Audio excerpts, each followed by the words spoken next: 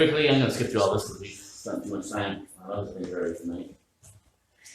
Our three things so far. We have Thanksgiving as a result of trust. Worship in the midst of chaos is a midst of trust. Humility is another aspect of trust. But then as well, tonight we want to look at forgiveness, which is obviously, I think, I say it obvious, but it seems obvious to me that being able to forgive someone who has done something certainly wronged us, whenever the capacity is to be able to forgive somebody, is ultimately an aspect of trust in our God, because the aspect of holding a grudge, the aspect of not forgiving is, and ultimately, I'm in charge. It's about me. And the trust my God puts it, kind of reverses it, and we have an aspect of forgiveness. I'm going to hopefully go through this pretty quickly, and really only 2 points here tonight. There is definitely a backwards nature about forgiveness if you look at 1 Corinthians chapter 4, verse 12, in Paul's example of how he lived this out. 1 Corinthians chapter 4, verse 12 says, "And the labor working with their own hands, being reviled," that I reviled, probably not a word that's used very often, I'm feeling reviled. It's kind of a gossip, I guess, would be a simplified way of defining it. But it's when people intentionally spread negative information about you. And so what does it say there? Being reviled, what does he do? Next phrase, we bless. Can you imagine having somebody give false information about you and, being reviled, again, a word that we don't use, but they are spreading false information about you, and your response in return is, bless you. I'm going to bless you. I want to be a benefit to you. I want to be a gain to you. And what a challenge that is. As Paul is bringing the gospel message to the Jews to the Gentiles, and I'm certain there are Gentiles that are mocking Paul for his background, for his faith, for his life, and spreading rumors that are obviously not true about him. Paul's not retaliating, he's not responding, he's not fighting back, he's not trying to clear the air, he's not issuing a press release to let everybody know the full story or his side of the story. It simply says, we were reviled, and our response was, we bless them. That's backwards, that's not normal, that's like all of these aspects of resulting of trust, none of that is normal. Giving thanks, falling down in worship, even having humility, none of that is normal. But Paul was reviled, he blessed. Continues on in this verse, being persecuted. And obviously that's an easy word to explain, or an easy word to read. Much harder one to live out, actually being persecuted. Now, reviling would be more of a mental game. It's that your mind kicks in. I want to respond, I want to retaliate, I want to clear the scenario, I want to give my side of the scenario. This is not who I am. And it literally is kind of more of a mental aspect. Persecution has now moved from the mental to the physical. And this is a physical assault on Paul. What did he do? The answer up there. We just suffered. He's not fighting back. And I guess you could literally say this for literal. They turn in the other cheek. We could say it that way. But he's being persecuted and he's suffering. Literally the word there, suffer, means to hold oneself up against. Not in a retaliation, but more of an enduring. 2 Corinthians chapter 4. So this is 1 Corinthians 4, 2 Corinthians chapter 4. So, but we have this treasure in earthly vessels. This is an excellency of the power may be of God, not of us. We are troubled on every side, yet not distressed. We are perplexed, but not in despair. Persecuted, but not forsaken. Cast down, but not destroyed. Always bearing about in the body the dying of the Lord Jesus, that the life also of Jesus might be made manifest in our bodies. Persecuted, but we suffer. Continues on in verse 13, being defamed, again a word that is not probably used today. The actual Greek word is blasphemio. Similar to English word blasphemy. Blasphemy we usually associate with our God instead of each other or to ourselves. But ultimately we could still have blaspheme to our God. And to a point it is similar to the very first word of being reviled, where it's just spreading rumors, spreading false reports about us. Our defamed kind of goes that next step and has the intention of contradicting all that which is holy. It's ultimately what blasphemy against God is. This is not a personal attack on our character as much as it is a personal attack on who it is that we are through our God. And being defamed, what does he do? There in verse 13, we entreat.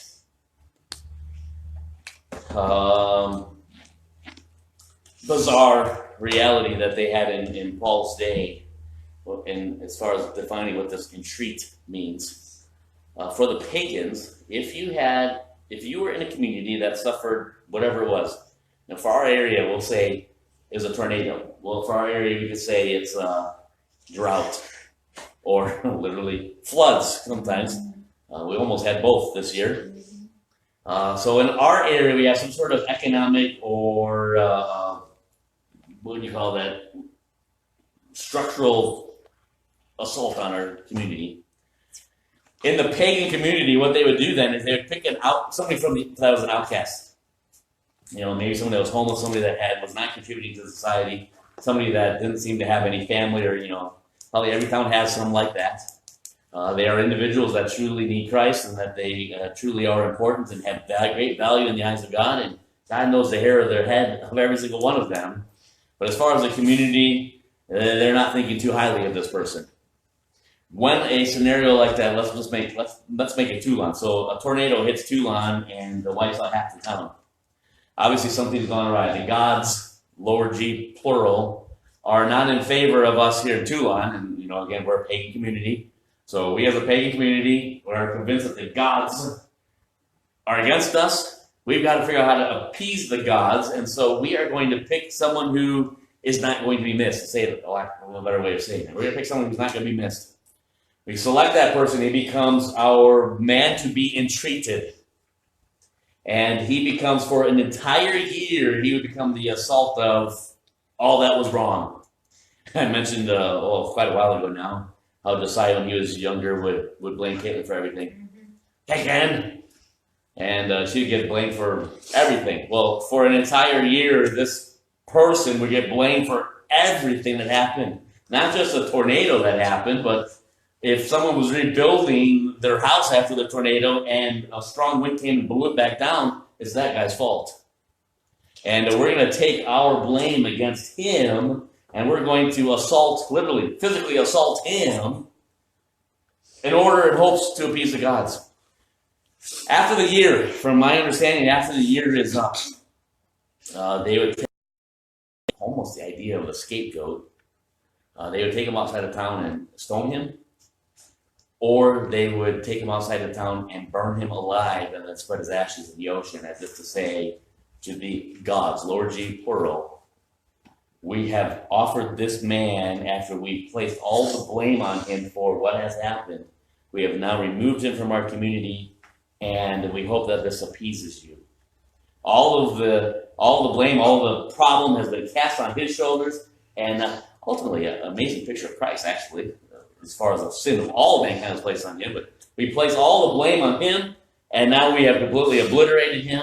May you now bless us as gods, lower G, plural. Well, what Paul is saying here is the exact same word that would have been used in those pagan communities in regards to that man. And that's what he is saying is, we have become that man. We have become that person who is being blamed for everything, although it has nothing to do with us, and literally have been let out of town for our demise. Being defamed to that extent, we entreat. Which is the word, the entreat is the idea of, we come alongside of. Kind of the parakaleo, kind of the idea that is to be used where we edify and encourage one another. Same concept. What Paul's essence is saying is, we're coming along with it. If you blaming me helps you, then blame me.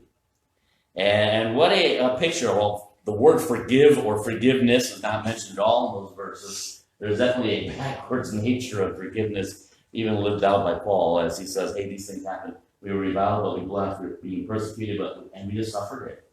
We didn't fight back. We didn't take our stand. We were defamed. We became the lowest of the lowest in the community so that everybody blamed us, cursed us for it. Every wrong that happened, we became the blame. We came alongside of it and said, so be it. And again, completely backwards from normal living, but a kind of a picture, backward picture of it anyway of forgiveness. Secondly, and going a few verses earlier, challenge of forgiveness, the first couple of verses of chapter 4. Let a man so account of us as of the ministers of Christ and stewards of the mysteries of God. Moreover, it is required in stewards that a man be found, how? Faithful. What is Paul's ultimate desire? What is his longing to accomplish in his life, in his work, in his ministry? He just wanted to be a steward.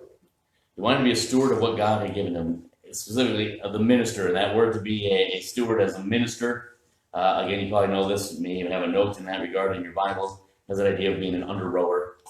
You're in the bottom of the boat. You can't even see where you're going or where you've come from. You're just told keep rowing, rowing, rowing. And here Paul says, I just want to be a steward in this. It certainly is an aspect of humility, living that out. And again, in the bottom of the boat, rowing away.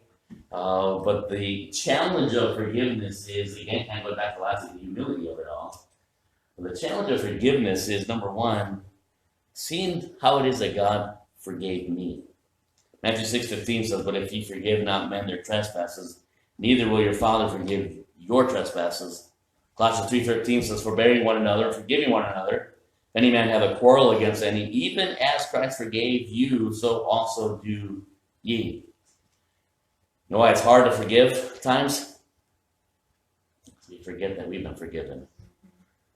Sometimes it's easy to hold a grudge because we forget that there's so much in our life that someone could hold a grudge against us, even more specifically, than God could. And the challenge of forgiveness, or the reason why it becomes a challenge for us to forgive, is because we lack the reality that we are forgiven. God has forgiven us. Ecclesiastes chapter 7, verses 21 and 22. And also take no heed unto all words that are spoken, lest I hear thy servant curse thee. It's a great verse there. Hey, don't listen to everything, because in so doing, you're going to hear somebody curse you.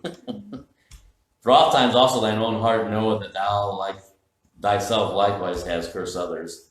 That was what a reminder of, hey, you've got to forgive him as you've overheard him respond to you in an incorrect way, because you know you've done the same thing to somebody else. And the challenge of forgiveness, or it becomes a challenge to forgive, because we forget that we have been forgiven. Well, secondly, very quickly, it's a challenge to forgive because we see the one wronging, because we don't see the one wronging us as an instrument of God. Seeing the agent, this goes back to, well, quite a while ago now that we were looking at this aspect of the vessels that God uses.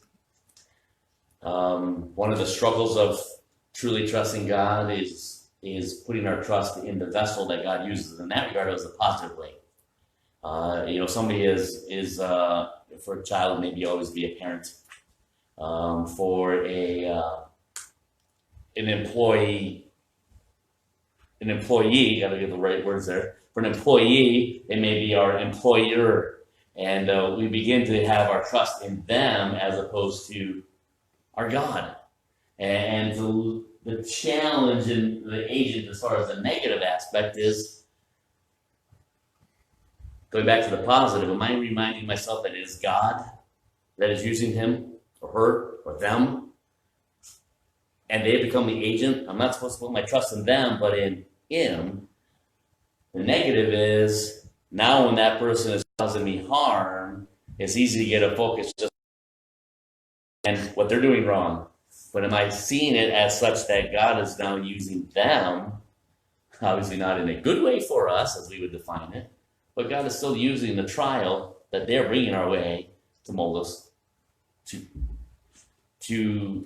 grow us, we'll say, to mature us by the negative aspects of an agent. I still need to trust by God when they're doing me well. I don't put my trust in them, I put my trust in God. When they're doing me wrong, I still put my trust in God, and lack the grudge to them, because God may be using them still for my good. I may just be defining good incorrectly. Which brings me back again to that Romans 8:28. We know that all things work together for good to them that love God, to them who are called according to His purpose. So it's easy to stop right at that end of that sentence and say, so anything and everything that is not doing good for me is not of God. And therefore, this person is the giver of the not good for me. Therefore, I need to figure out how to deal with them. Not forgive them, grudge them, begrudge them, judge them, whatever it is. But again, for no, he also did predestined to be conformed to the image of His Son, that He might be the firstborn among many brethren. Moreover, whom He did predestinate, them He also called, and whom He called, them He also justified, and whom He justified, them He also glorified. And the concept of the good of verse 28 that we like to quote is the very reality that sometimes the good is that person. Sometimes the good that God is doing in my life is that person who, at the moment, is not doing good in my life. But He's using it to grow me, to mature me, to show me my lack of trust, perhaps, in who He is. What a blessing it is to seek God even in the midst of this. So that we can be able to say, hey, you reviled me. I'm not going to hold a grudge. I'm going to bless you. Why? I'm putting my trust in my God. It doesn't matter what you do to me. I know that my God is in control, and if you bless me, He's the agent. He's ultimately the giver of that blessing. If you curse me, I know my God is in control, and He's you persecute me. Now it's not just the mental, it's the physical. You actually come over and you start beating on me. Boy, it's easy to lose trust in my God and put my focus here, but I'm going to trust my God. There's a reason that this is happening. And that's not like a fatalistic mentality, but it literally is God is able to do good in this, even in my heart, in my life, if I know the challenge of forgiveness. And of being able to see the agent that God is using for us, in us, is not always, the good as we define it. It's the good as God defines it. And as we already know, God always uses trials for our good. He uses those thorns in the flesh, as Paul says, so that He would learn what grace is, which Paul says, I rejoice in that now. I glory in this authority. I sit back with glee and clap my hands and say, this is exciting. Because of this, I see more of who you are. And so the good of Romans 8:28 isn't that everything is working out well. It is my God is always doing something well in my life, regardless of what happens. All of our adversities, health, finances, whatever it might be, our job situations, our house situations. Again, Tom Pearson went through a ton beginning of October, and now lost a home next door to him last night. All of that has a purpose. And James chapter 1 reminds us that we are to do what with those unforeseen circumstances from them? Count it all joy. Count it all joy, regardless of what you've taken place. And that is a backward nature of forgiveness. That's the challenge of forgiveness. But to not forgive is evidence that I am not trusting my God. Somebody does something against me, I refuse to forgive them, refuse to still have positive response to them, refuse to bless, suffer, and entreat.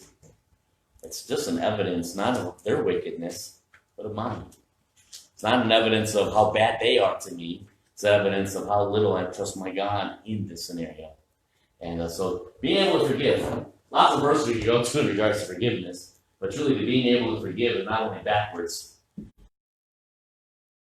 lest we think too highly of ourselves. Being able to forgive is a quick reminder of how well I trust my God.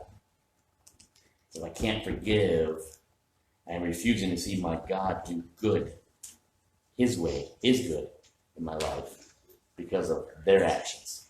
When my God may be using their actions to accomplish His good in my life. And that in itself is backwards. Choosing to trust God results of trust, forgiveness. Any thoughts, comments? I went through there quickly, but we're running out of time. Like all the other ones, it is backwards. Humility is backwards. Worshiping our God in the midst of trials, that's backwards. What was the first one? Just lost it. Being thankful in the midst of a trial, that's backwards. They're all backwards as far as human nature says. But when our focus is on our God, it really changes everything backwards to right. And what a blessing that is as we go before Him.